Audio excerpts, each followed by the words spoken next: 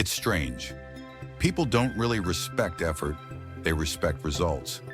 You can try for years, sweat, sacrifice, and still, they'll look past you.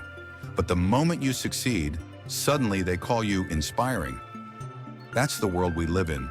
Society claps for the finished product, not the process.